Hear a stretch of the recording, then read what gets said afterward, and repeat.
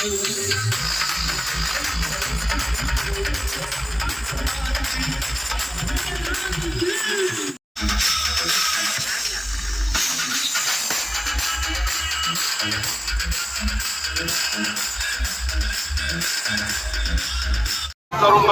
या आपने राजनांदगांव में इतिहास रचा है। पहली बार हुआ है कि 223 बूथ में 199 बूथ में भारतीय जनता पार्टी आगे रही है। 90% राजनांदगांव के इतिहास में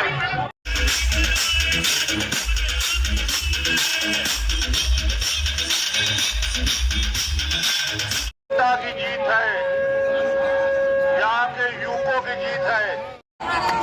उसको पता चल गया राजनांदगांव का एक वोट भी वो करोड़ों रुपया खर्च करके नहीं खरीद सकता, उसकी औकात नहीं है। उसको अब दोबारा हिम्मत नहीं करेगा राजनांदगांव में आने का। कांग्रेस को बता दिया कि राजनांदगांव की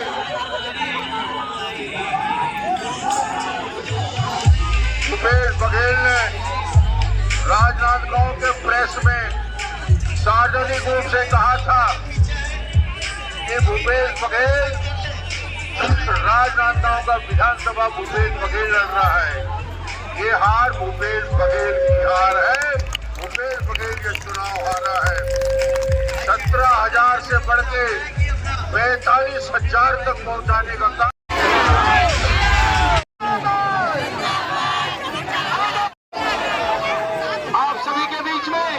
राजनांदगांव के लाडले विधायक डॉक्टर रमन सिंह जी का आगमन हुआ है। राजनांदगांव की जनता का डॉक्टर रमन सिंह जी आप सभी के बीच में माताओं को प्रणाम, बुजुर्गों को प्रणाम, युवा साथियों को आभार व्यक्त करने के लिए डॉक्टर साहब आप सभी से निवेदन है कि थोड़ा जल्दी आगे बढ़ेंगे। मामा जी के गले में गई सीधा माला।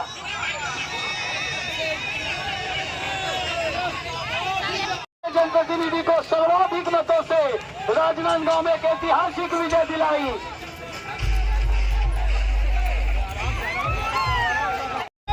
मोहन अग्रही जी आपका भी अभिवादन, आभार व्यक्त कर रहे हैं डॉक्टर रमन सिंह जी। छत्तीसगढ़ के जननायक, 3 बार के लोकप्रिय मुख्यमंत्री, राजनांदगांव के लाडले विधायक डॉक्टर रमन सिंह जी आज राजनांदगांव की जनता का आभार व्यक्त करने के लिए, राजनांदगांव की जनता को धन्यवाद ज्ञापित करने के लिए जो प्रेम, जो दुलार, जो उत्साह, जो उमंग, जो अपनेपन से राजनांदगांव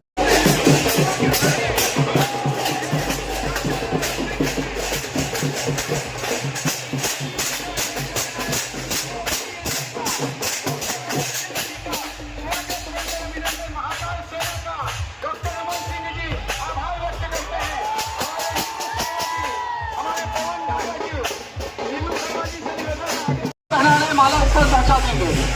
डॉक्टर साहब के पास माला पहुंचा देंगे। नंदू भैया बहुत बहुत धन्यवाद, राजू भैया, गुच्ची अंकल, सभी को बहुत बहुत धन्यवाद। ये उत्साह, ये प्रेम, ये उमंग राजनांदगांव की जनता का। महाकाल सेना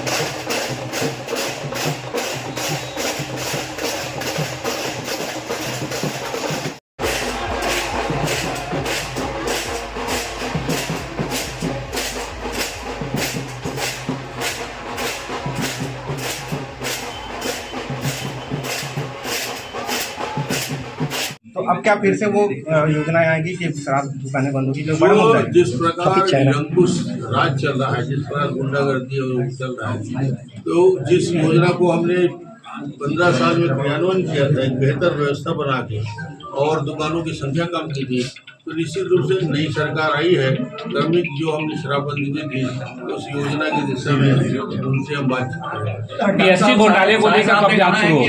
रमन सिंह के कार्यकाल में जो अच्छी योजना है उसको दोबारा फिर से प्रारंभ करेंगे क्या?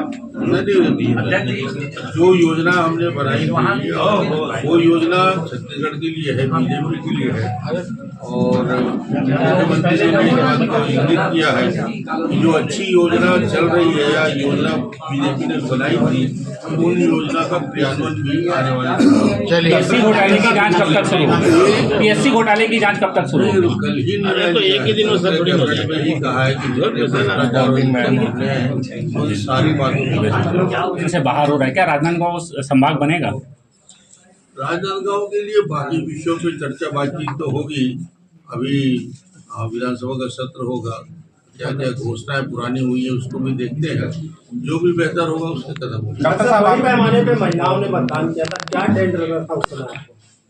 महिलाओं ने खोल के वोट दिया, महिलाओं ने समर्थन किया, और उनकी योजनाएं जो 12,000 रुपया की है, 500 रुपया का गैस सिलेंडर या अन्य योजना है, उज्ज्वला योजना को और बेहतर क्रियान्वयन करेंगे। तो महिलाओं के लिए निश्चित रूप से योजना बना के इस बार चुनाव में ऐतिहासिक निर्णय लिया और सारे कीर्तिमान स्थापित किए। 223 बूथ में यदि मैं हिसाब लगा रहा था करीब 90%, 199 बूथ में भारतीय जनता पार्टी आगे रही। ये पहली बार हुआ है इतनी बड़ी संख्या में। पिछले चुनाव में 17,000 वोट से हम आगे थे, इस बार 45,000 से ऊपर का रिकॉर्ड बना, यानी 3 गुना ज्यादा वोट, न केवल शहर में बल्कि ग्रामीण क्षेत्र में भी 3 गुना ज्यादा वोट मिले। और जिस प्रकार का वातावरण राजनांदगांव में बनाया गया था, गिरीश देवांगन ने जिस प्रकार खुलेआम लोगों को पैसा बांटने का, साड़ी बांटने का काम किया, हर गांव में और शहरों में लोगों को लगता था कि राजनांदगांव की जनता को गिरीश देवांगन बोरों में भर के नोट लाया है और खरीद लेगा, और उसकी गलतफहमी को राजनांदगांव की जनता ने दूर किया और ये बता दिया कि राजनांदगांव के गरीब से गरीब जनता को भी गिरीश अग्रवाल के लाखों करोड़ रुपए में न वो खरीद सका न खरीद पाएगा।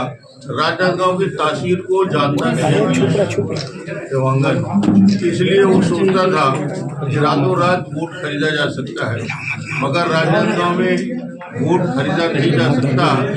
ये बात भी साबित हुआ और पिछले सारे रिकॉर्ड को ध्वस्त करके 3 गुना ज्यादा वोटों से यहाँ पे विजय मिला। इसके लिए मैं राजनांदगांव की जनता को, युवा मोर्चा, महिला मोर्चा के साथ साथ भारतीय जनता पार्टी के और सभी संगठनों को, किसान संगठनों को, व्यापारी संगठनों को, यहाँ तक कि अधिकारी और कर्मचारियों ने भी भारतीय जनता पार्टी को सहयोग दिया, वोट दिया, समर्थन दिया, आशीर्वाद दिया, और कुल मिला के समाज के सभी वर्गों का भरपूर समर्थन मिला। इसलिए छत्तीसगढ़ में 54 से ऊपर सीट जीत के आए हैं और ये ऐतिहासिक विजय मिलने का कारण मोदी जी की गारंटी, मोदी जी की योजनाएं, 15 साल में छत्तीसगढ़ में किए गए विकास के काम।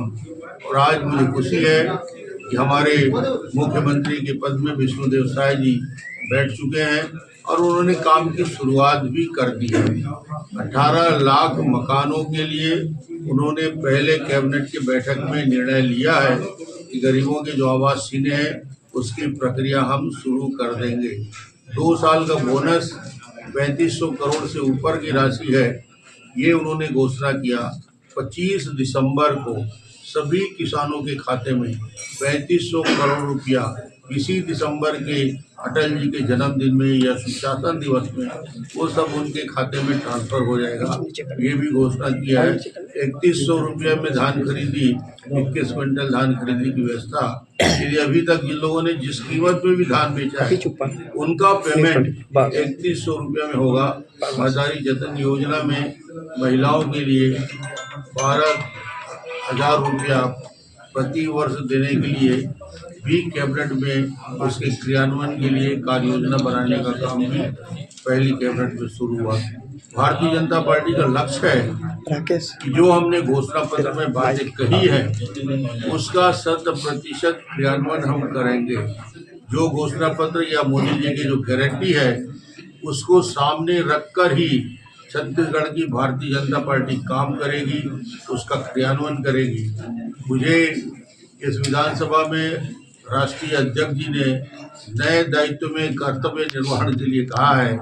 अब मैं आपको राजनांदगांव के विधायक के नाते छत्तीसगढ़ विधानसभा के स्पीकर की हैसियत से विधानसभा में मिलता रहूँगा और आप सबका मैं वहाँ स्वागत करूँगा। हमारे पत्रकारों को भी विधानसभा में आकर बात करने का और विधानसभा को अवलोकन करने का बेहतर अवसर प्रदान करूँगा। राजनांदगांव की जनता को मैं धन्यवाद देता हूँ। उन्होंने इस बार और हर बार की भांति प्रेम दिया, आशीर्वाद दिया, समर्थन दिया, सहयोग दिया और कार्यकर्ताओं ने जी प्राण से कम खर्च में बड़ा से बड़ा चुनाव जीतने का काम किया। मैं आज धन्यवाद देने निकला हूँ। सोमनी से शुरुआत किया, गांव-गांव में रुक के स्वागत हो रहा है, उनको मैंने धन्यवाद दिया और अभी राजनांदगांव में भी शहरों में घूम के राजनांदगांव की शहर की जनता को भी धन्यवाद दूंगा और आने वाले समय में इस क्षेत्र के विकास के लिए एक विधायक के नाते जो मेरी भूमिका होगी उस भूमिका को मैं सार्थक बनाने का प्रयास करूंगा। मीडिया के साथियों को निश्चित रूप से उनके बातचीत करके उनसे चर्चा करके राजनांदगांव की बाकी योजनाओं के क्रियान्वयन के लिए भी विधानसभा में प्रयास जारी रहेगा।